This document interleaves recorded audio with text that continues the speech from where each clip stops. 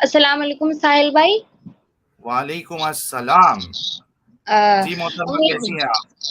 अल्लाह का शुक्र मैं बिल्कुल ठीक, उम्मीद है आप सब भी बहुत अच्छे होंगे। तो जी। मेरे अच्छा, पास मुझे इस वक़्त बस तो 10 सेकंड दीजिएगा मुझे मोहतरमा, सिर्फ 10 सेकंड। तो बात दरअसल ये है कि मैं एक मुसलमान हूँ और दूसरी बात ये कि मैंने भले ही कुरान जो है बातर्जुमा ना पढ़ा हो, ना भले ही मैंने तफ़सीर के साथ ना पढ़ा हो, पर मेरा दिल नहीं मानता कि मैं अपना दीन छोड़ूँ, ठीक है? पहली बात हम्म। तो ये है और दूसरी बात ये है कि अगर आप पहले एक मुसलमान थे, तो मेरा आपसे ये सवाल है कि क्या आपका ये ओवरनाइट डिसीज़न था कि आपको एक मुसलमान नहीं रहना चाहिए? जी। देखिए, मोहतरमा, आपका नाम आप बता सकती हैं या कोई मतलब ऐसा नाम जो रियल नाम नहीं हो, मैं क्या बोल के आपको एड्रेस करूं? आप मुझे एनोनिमस से ही मुखातिब कर सकते हैं। ठीक। ठीक है। और आप इंडिया से हैं एनोनिमस जी? जी नहीं, मैं पाकिस्तान से हूँ। ओह वाह! बहुत ज़बरदस्त। तो एनोनिमस जी, देखिए, मैं जो मेरा जो ये फ़ेज़ था इस्लाम से, हालाँकि मैं इस्लाम का एक दाई था, क्योंकि ये आयत मैंने कई बार सुनी है, पढ़ी है, उदउ इला सबीलि रब्बिका बिल हिक्मा वल मौइज़तिल हसना वजादिलहुम बिल्लती हिया अहसन। कि आप लोग यानी आपको चाहिए कि आप अल्लाह के रास्ते की तरफ लोगों को बुलाएं हिकमत के साथ। तो मैंने कई यानी अपनी ज़िंदगी का बहुत सारा हिस्सा मैंने दावत और तबलीग में मैंने लगाया है। और तो आप सोचिए कि किस तरीके का मुसलमान मैं था। लेकिन जब और वो बुनियाद जो थी वो इस्लाम का जो एक पहलू है, वो सिर्फ़ हमें बताया जाता है, हमें बस उसकी नॉलेज होती है, इसकी बुनियाद पे हम मुस्लिम रहते हैं और इतनी शिद्दत से हम इस्लाम को पसंद करते हैं या मोहम्मद साहब को पसंद करते हैं।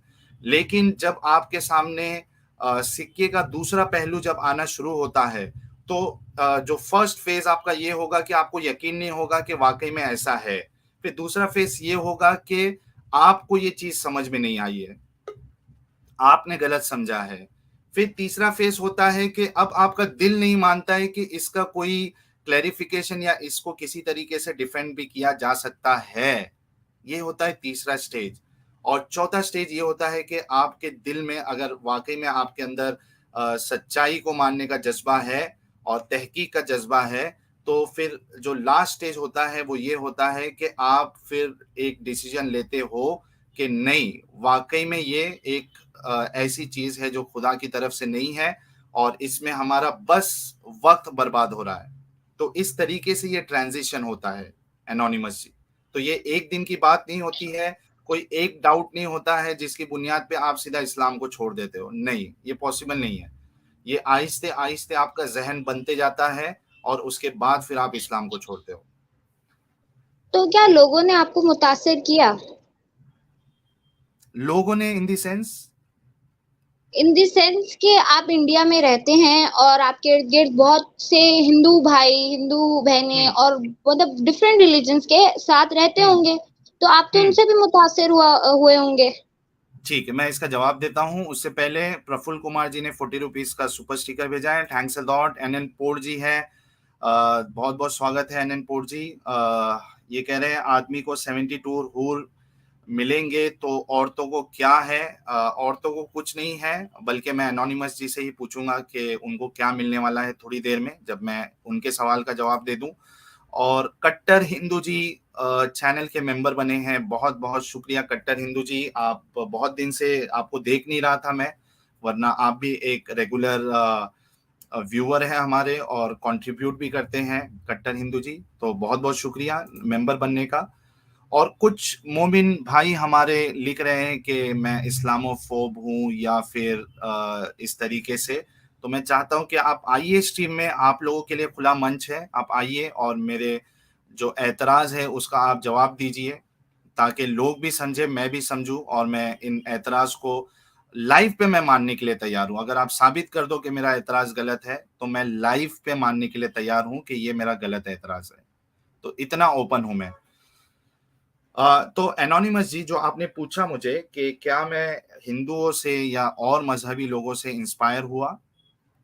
तो मैं कह दूं आपको कि इंस्पायर नहीं हुआ मैं, लेकिन उनके साथ जो मैंने वक्त गुजारा है, यानी कॉलेज में, स्कूल में, ऑफिसेस में, तो वहां से जब आप मिक्स कल्चर में रहते हो और उसके बाद आप एक कट्टर मुस्लिम हो, कट्टर यानी जैसे कि मैं था, दावत देने वाला और प्रॉपरली फॉलो करना, प्रसाद नहीं खाना है, किसी को विश नहीं करना है उनके फेस्टिवल में। तो जब आप मिक्स कल्चर में रहते हो ना, तो सबसे बड़ा प्रॉब्लम यही हो जाता है कि आपके दिल को फिर वो सवाल चुभने लगता है कि यार मैं, मेरे जो दोस्त हैं, जो गैर मुस्लिम दोस्त है, वो हर फेस्टिवल में, हमारे हर फेस्टिवल में वो हमें मैसेजेस भेजते हैं, विश करते हैं, लेकिन इनके एक भी फेस्टिवल में ना हम विश करते हैं, बल्कि ये सामने से भी अगर विश करने आते हैं तो हम अपना पल्ला छुड़ा के दूर भाग जाते हैं। तो ये सब चीजें आपको अंदर से खाने लगती है।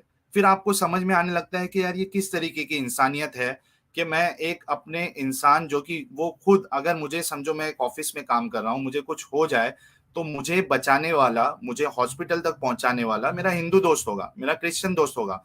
वो नहीं देखेगा कि ये तो मुझे विश भी नहीं करता है, तो इसे मैं क्यों हॉस्पिटल लेके जाऊं। वो मुझे हॉस्पिटल लेके जाएगा, वो मेरी मदद करेगा, हेल्प करेगा। तो ये चीजें आपको खाने लगती है। तो इस तरीके से मैं कोई हिंदू रिलीजन से या क्रिश्चियनिटी से कोई इंस्पायर नहीं हुआ हूं, ठीक है। लेकिन मिक्स कल्चर में रहने के बाद मुझे इतना समझ में आया है कि मेरा जो रिलीजन है, इस्लाम, उसके अंदर इंसानियत नहीं है, उसके अंदर सिर्फ मुस्लिम वाली भावना है, इस्लाम वाली भावना, जो दो चीजों में बांट के रखा है, इस्लाम और गैर इस्लामी लोग, मुस्लिम और गैर मुस्लिम, बस ये चीज है अच्छा, इसके अंदर।